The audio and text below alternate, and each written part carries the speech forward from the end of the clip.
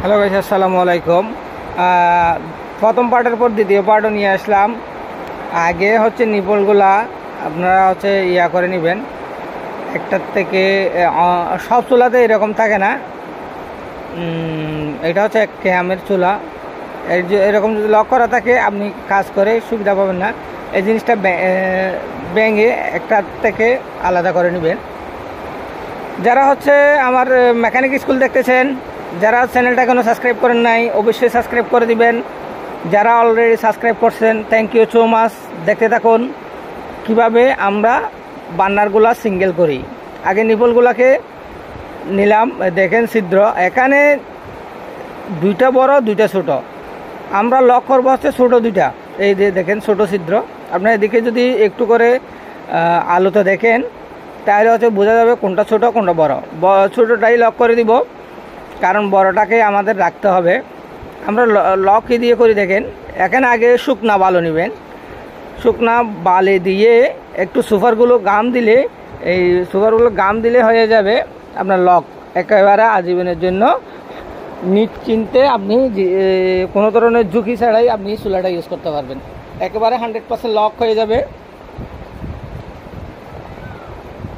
কোনো ধরনের লিকেজ হওয়ার সম্ভাবনা নাই। সুপারগুলো গাম দিয়ে ভালো করে একটু শুকাই নেবেন। আর আপনার সবসময় ভিতরেও দিবেন গাম দিয়ে বালি দিয়ে, এবং উপরেও একটা দুইটা বালি দিয়ে গাম দিয়ে দিলে লক হয়ে যাবে। এখন আমি লক করে নিলাম। এরপর 1 মিনিট 2 মিনিট শুকাই নেবেন, কারণ সুপারগুলো গাম শুকাইতে 1 মিনিট 2 মিনিট সময় লাগে। শুকানোর পর হচ্ছে আমরা দেন আগে নিপলগুলো লাগাই নিব চুলাতে। একটু ধৈর্য সহকারে দেখবেন, অনেক লম্বা একটা ভিডিও, করার কিছু নাই। সম্পূর্ণ কাজ দেখাতে গেলে অবশ্যই ভিডিওটা লম্বা হয়ে যায়। আর আপনি যদি ছোটোখাটো গাছগুলো যদি না দেখাই, স্কিপ করে যাই, তাহলে আপনারা জিনিসটা বুঝতে পারবেন না। এই নিপলগুলো আগে লাগাই নেবেন। নিপল মোটা ছিদ্র যেটা, বড় ছিদ্র যেটা, এটা সোজাসুজি অবস্থানে রাখবেন সব সময়, কারণ হচ্ছে আমাদের বার্নারটা হবে সোজাসুজি। এখন পজিশন চেঞ্জ হয়ে যাবে নিপলের। সোজা করে এটা লাগাই নেবেন আগে, তারপর হচ্ছে লক করা নিপলটা লাগাবো, যেটা হচ্ছে আমরা বন্ধ করে দিলাম। কারণ হচ্ছে একটা বন্ধ করে দেওয়ার উদ্দেশ্য হচ্ছে আমরা এখন বার্নারটা সিঙ্গেল করে ফেলছি, যেটাকে বিএফ বার্নার বা বুক্কা বার্নার যেটাই বলুন, সিঙ্গেল বার্নার বলুন। সিঙ্গেল বার্নার বলতে এক চুলা না, এখানে হচ্ছে সিঙ্গেল বার্নার বলতে বোঝানো হয়েছে এক লাইনের বার্নার। আপনার রেস দিয়ে ভালো করে টাইট করে নেবেন।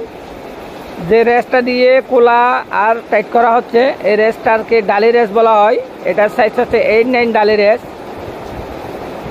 আপনার যে কোনো হার্ডওয়্যারের দোকানে এটা পেয়ে যাবেন।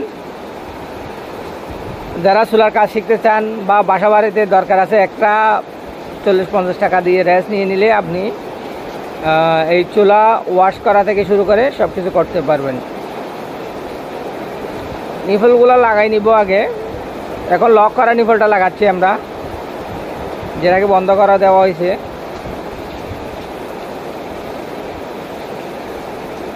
অনেক সময় নিপলের আশপাশে যদি ময়লা থাকে ময়লাটা পরিষ্কার করে দিবেন। ময়লা থাকলে এটা অনেক সময় নিপলটা ঢুকতে চায় না, পজিশন বরাবর ছুরিটা পজিশন বরাবর ফিটিং হয় না। সেক্ষেত্রে আপনারা নিপলের আশেপাশে যে ময়লাটা থাকে, ভিতরের অংশে যে ময়লাটা থাকে, ময়লাটা পরিষ্কার করে নেবেন। তারপর হচ্ছে রেস দিয়ে টাইট করে দিবেন, লাগাই নেবেন।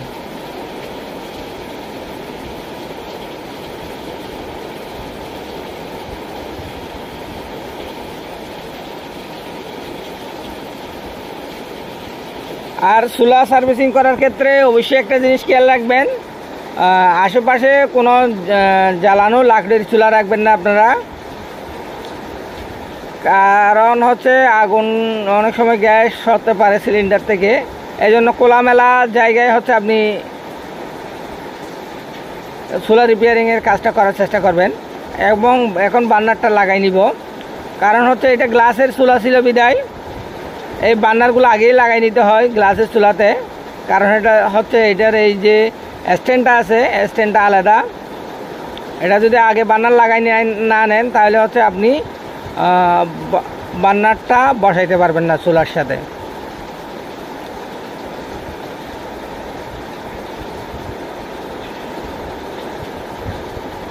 আমি আগে বার্নার দুটার যেটা লক আছে লকটা লাগাই নিব, দেন চুলার বোর্ডের সাথে বার্নারের এই যে স্ট্যান্ডটা ফিটিং করে দিব।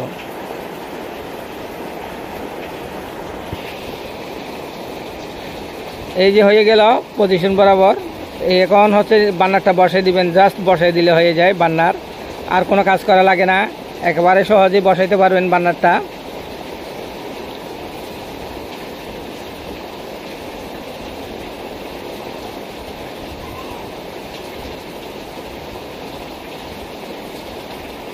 স্কিম না করে আপনার ধৈর্য সহকারে দেখবেন, কারণ হচ্ছে এগুলা এই ছোট ছোট কাজগুলো আপনাদের অবশ্যই উপকারে আসবে। দেখেন কতগুলো ময়লা হয়ে গেছে বডিতে। আপনারা রান্না করার সময় বার্নারের আশপাশ দিয়ে ময়লা ফেলেন, এগুলো হচ্ছে আপনার 2 মাস 6 মাস 1 বছরও পরিষ্কার করেন না, যার কারণে আপনাদের চুলাগুলো দ্রুত নষ্ট হয়ে যায়। মাঝে মধ্যে পরিষ্কার করে দিবেন, 15 দিন 1 মাস পর পর আপনারা চুলা পরিষ্কার করার চেষ্টা করবেন, তাহলে হচ্ছে আপনাদের চুলাগুলো নতুন থাকবে।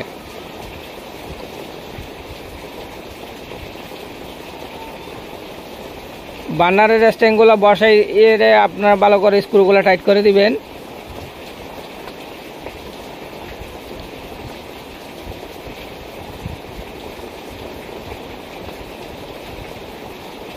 দুইটা বার্নারই বসে নিব আমি। বার্নার বসানোর পর আপনাদেরকে চুলাটা জ্বালাইয়ে দেখাবো ওকে হয়েছে কিনা।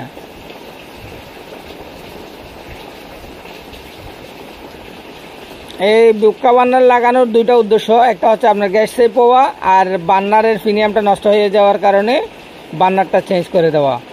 দুইটাই হচ্ছে আপনাদের খুবই কাজে আসবে, এই বার্নারগুলো লাস্টিং করবে বেশি। দেখেন কতগুলো ময়লা বাইরেছে নিচে এই চুলার থেকে। আপনার বাসা বাড়িতেও আপনার চুলা যখন পরিষ্কার করবেন দেখবেন এর চেয়েও বেশি ময়লা বাহির হবে বার্নার থেকে, কারণ এই ময়লাগুলো ফেললে আমাদের বাসা বাড়িতে দুর্ঘটনা হওয়ার সম্ভাবনা থাকে।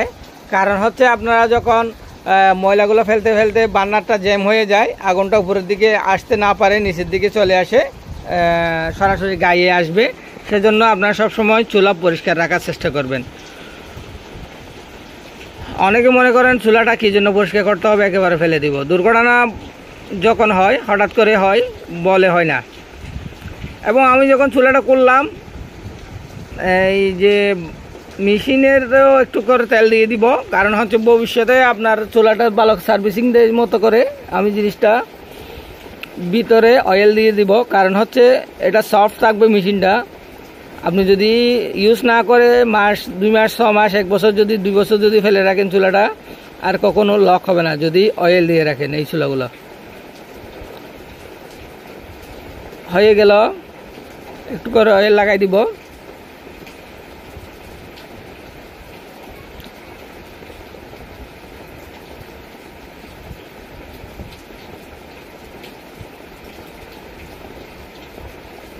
স্ক্রুগুলো ভালো করে টাইট করে দিবেন। এটাই স্ক্রুগুলোই হচ্ছে খুবই গুরুত্বপূর্ণ। আপনার চুলাতে যদি এই স্ক্রু যদি যে কোনো একটা লুজ থাকে তাহলে অবশ্যই আগুন ধরে যাবে চুলায়, সেই জন্য এই দুইটা স্ক্রু ভালো করে দিবেন। এখন চুলাটা ওকে হয়ে গেছে। আমি গ্লাসটা লাগানোর আগে চুলাটা একবার জ্বালাই দেখব। ওকে, দেখেন আগুনের কালারটাও নীল, কোনো ধরনের অ্যাডজাস্ট করতে হবে না, কালি হবে না। ওকে, দেখেন গ্লাস লাগানোর পর একেবারেই অনেক সুন্দর, একদম কালি হবে না, নীল আগুন। ভিডিও অবশ্যই ভালো লাগলে অবশ্যই লাইক দিয়ে দিবেন। যারা এখনও দেখার পরও সাবস্ক্রাইব করেন না অবশ্যই সাবস্ক্রাইব করে দিবেন। ভিডিওটা পারলে শেয়ার করে দিবেন যেন অন্যজনে দেখে উপকারে আসতে পারে। থ্যাংক ইউ, আল্লাহ হাফেজ। আবারও দেখা হবে নতুন একটা কন্টেন্ট নিয়ে, নতুন একটা ভিডিও নিয়ে। Thank you.